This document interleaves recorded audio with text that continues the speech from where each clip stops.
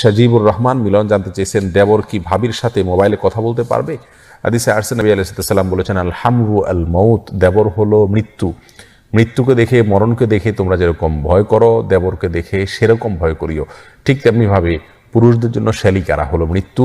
শ্যালিকাদেরকে এরকম দেখে ভয় করা উচিত, যেমন ভয় করা উচিত মানুষ মৃত্যুকে দেখে। তার মানে এই হাদিসের মাধ্যমে নবী আলাইহিস সালাম তাদের ব্যাপারে সাবধান হতে বলেছেন আমাদেরকে। অর্থাৎ সাপ যেন মানুষের জীবনকে শেষ করে দেয়, এই দেবর এবং শ্যালিকা এরা, এদের সাথে সখ্যতা মানুষের ঈমানকে, আমলকে নষ্ট করে দিতে পারে।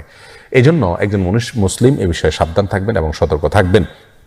তবে প্রয়োজনে কথা বলা যাবে, যদি একান্ত প্রয়োজনীয় কথা হয় সেটাকে কোমল সুর করে বলবে না, সাধারণভাবে বলবে। আল্লাহ সুবহানাহু ওয়া তাআলা বলেছেন, যদি তার কোনো পুরুষের সাথে কথা বলতে হয় তাহলে ফালা তাখনা আলা বিল কওল, তার জন্য কথাকে তোমরা কোমল করবে না।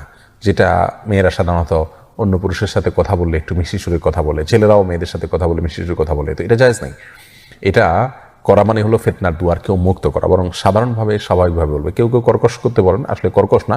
আল্লাহ সুবহানাহু ওয়া তাআলা বলেছেন, ওয়াকুলনা কাওলাম মারুফা, সাধারণ এবং স্বাভাবিক কথা বলবেন।